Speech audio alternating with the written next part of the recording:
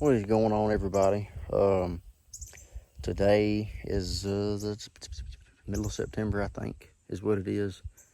And we have been doing a little bit of preparation for food plots, for feeders, for stands, all that good stuff. And I just gonna give y'all a quick little run through on how I've been doing this and getting everything ready for season. We're in Louisiana, and what world is that? We're in Louisiana today. This is actually where I shot that doe in my last video. It was like right here or something where I hit her, or where I shot her, or whatever. But yeah, let's go over what all I've done. So, well, first thing I did before I put the stands up, put the feeders up, put the cameras up, or anything like that, I came in and bush hogged into where our property is. We have a road that goes in there and it goes back around through the pasture and goes up to our shop up there. And I just bush hogged a road that goes from one end of our property all the way down to this end, and then just winds in here into this food plot. But basically, all I did, like I said, I came in here, opened my food plot up like I've been doing for the past few years, and every time I've gotten like close to the time of where it was time for me to plant something, I would either not think about it, or didn't have time to, or it was too dry, or it was too cold, or whatever. Well, this year when I came in and bush hogged, I made sure that it was still wet from past couple of days of it raining before I came down here, and brought some seed with me. I think it was turnips, wheat, clover, and oats. I'm pretty sure is what all I planted. And a lot of it is coming up. Some of it isn't. But for the most part on this food plot, everything that I planted has came up. And I actually had some of these little coffee bean plants. I think that's what that is. Might not be, I don't know. I may have just bush hogged. I may just weeded a whole bunch of my food plot stuff down. But yep, our turnips are looking good. Let's see, do we have any clover showing up? Don't see here. I know we've got our turnips showing up. Our wheat's coming up. Our clover is iffy. I've seen a few clover plants in here. But yeah, I did that right after I bush hogged. And I bush hogged it all the way to the dirt. So that way it got a pretty good, what's the word I'm looking for here? A really good connection, I guess, with the ground. And when I got that done, I came in and put my feeder up. Now, I was not aware that you could recharge the batteries for these feeders, so I just bought 2 more about 2 hours ago instead of buying a charger. But I guess I can switch them out every time I come over here and stuff. But no, filled the feeder up, and it was like a $99 feeder from Walmart. They're pretty cheap, they're inexpensive. Corn I get from a local farmer. I just pay him per bushel of how many pounds I get, and then that's pretty much all when it comes to the feed. Like I said, we got our food plot, plenty of corn, and if you're wondering what the red stuff is, that is apple crush. It's a really good attractant that wild game makes. It's also a wild game feeder. And in the camera that I am running, like I always run and have ran for the past couple years, are the Tacticams. This one I'm pretty sure is the Reveal 2.0. I've got a Pro somewhere out here. I don't know where it's at. I think it's on the other side of our property. But yeah, I've got all that stuff, and since I live like an hour and 20 minutes away, it's pretty nice to be able to just pull it up on your phone, or it give you a notification whenever you've got something showing up in your food plot or whatever. And then for the stand, It's the same setup basically as last year, except we're a little closer than what we were. You can probably see it where it's at right now. This was the original tree that the stand was in. This one right here. And that's where I sat most of the time when I hunted last year. And then this year, I got a little brave and decided, well, there's a tree the same size just down from it, and it's right on the edge of the food plot, so why not put it there? And lo and behold, it would be a honey locust tree. So as you can tell, that was really fun to set up. But got all that taken care of, and then what I was doing before I used these pegs, which these pegs are not going anywhere now. Hardly turn them because that sap, I guess, has got them dried in there, which is a good thing. But I think it's maybe 15 feet up, maybe 12. I'm not sure. But I was using my hawk climbing sticks to get up the tree when I put the stand up there. And as much hunting as I do and stuff, back home, I kind of like to have my lock-on and my lock-on sticks with me. And this lock-on usually stays here. And then when I'm done hunting here for the year, I come and pull it and all that good stuff. So I do with my cameras and my feeders and all that. But got that set up and then decided to go ahead and get these cleats for the tree. And I've got them, I think I spaced them like every 1.5 to 2 feet, which it might be a little less than that down at the bottom, and then just gradually spreads open more. But yeah, this particular food plot, it was not a very expensive food plot. It was somewhat of an inexpensive food plot, I guess you could say. And you don't necessarily need a tractor for this. You don't need feeders. You don't need cell cameras. It's just, if you've got a little bit of land, but you want to do something a little bit different to it, this is kind of something that I decided to do a couple years ago, and it's just gradually growed up a little more in my mind as to what I wanted it to do, and we're here now. But I guess the rundown on stuff, feeder, $100. I think I got 3 tons of corn for $120. I probably went through 2 bags of this apple crush, and that was $30 in total probably. The stand itself was $53, and I got it on sale at Atwood's. The cleats were, I think, $3 a piece, and I got 10 of them. That's $30. And in the cell cam, which, like I said, you don't have to have that. That cell cam was $120, I think, when I bought it last year. And this year, if you get a Tacticam, you can either get that one or the 3.0, or you can get the 2.0 Pro or the 3.0 Pro. That one now is $99, and 3.0 is like $120. There's not a very big difference besides the deadgum antenna is I basically attached to it, like it doesn't unscrew off of it. So that's a plus, I guess.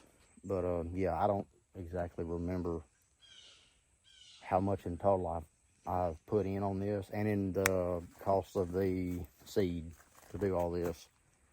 I'll put all that up here. I think the seed for this food plot was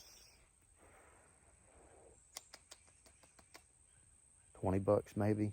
I think $20. But this food plot, like I said, less than an acre. And then I've just got this little road right here because I have deer cross down there, and I like to see when they cross it. But this little old food plot is kind of a secluded food plot. It's out of the way. It's hidden. Only thing that knows it's in here is me and the deer. And yeah, but I'll put the price of everything totaled up like right here or something. And if you want to do something like this, you'll kind of get an idea on how much you're going to spend on it. And yeah, But we've got another food plot we've got to go to. I haven't hunted it, I think, but maybe twice since I've been hunting down here, and I've hunted this food plot almost, heck, I don't know, probably 20 or 30 times, which I don't come down here a whole lot, but usually when I do, I try to hunt as much as I can and stay in that tree back there as much as I can. But let's get in the truck and drive down to the other side, check that food plot out. Hopefully I don't have to get the tractor out because I've already gotten it out, and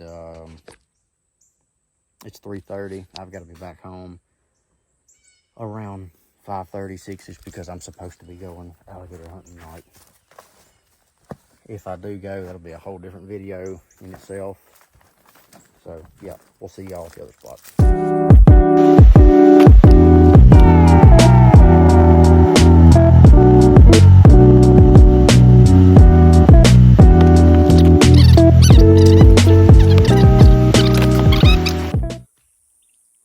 Okay, so when I pulled in the gate right here, grass was about probably that high to about where my truck sits. And what I just did is took that old steel and weed eated every single bit of that all the way down to the road. The reason I do that is because I'm very OCD about certain things like this. And if somebody passes by, they're less likely to try to trespass, break into your property if it looks manicured. If it looks manicured, or if it looks like it's well kept for the most part, people will leave it alone. Now, you don't have to do this, but I like to, just to keep people off my stuff. And I have stuff like this to deal with when I try to do this. And I don't ever even open the gate back this way. I always go back towards the road. Good Lord. All right, we're back at the other food plot. This is what I call the back food plot. So far, what I planted, everything's coming up pretty good. Turnips, ryegrass, wheat. I don't think I put any clover back here, but it's a pretty long food plot. But so what I did is got another feeder just like this one, or just like the one I've got over across the way from here, and got it put right here. Now you do see the old tripod stand, but that's not where we're going to be sitting, just because it's not in very good shape. It is infected with wasp, and it's not comfortable to sit in. So if you look back there, we've got a lean-to set up on the tree, and it's about probably a 15 to 20 yard shot with a bow. So right now that's going to have to do. But like I said, eventually in the future, I'm going to have a tower blind that sits right here, because that's what I originally cleared a spot out for, was put a tower blind right here, and then you would have the shooting lane all the way back down there, whether you were 5, 10, 12 feet up in the air. But there's not really a whole lot that needs to be done here besides fill the feeders up, put some more feed out on the ground, and change the batteries, or check the batteries out on it. But from what I can tell, I'm kind of satisfied with how all this is going.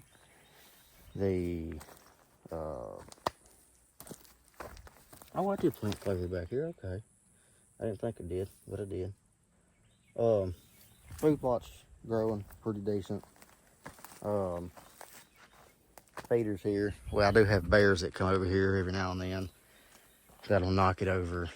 Hence why it's muddy, and why it's got a big glob of mud on the other side of it. But I'm gonna fill this up real quick, and also another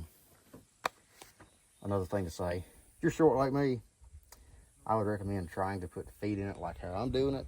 I'm just backed up to the side of the feeder, and what I do is I stand on the side of my bed, dump feed in it. Or what you can do is take these legs, and you don't have to have all these sections on here if you don't have bear problems. I would suggest to do that instead, because it's easier to deal with.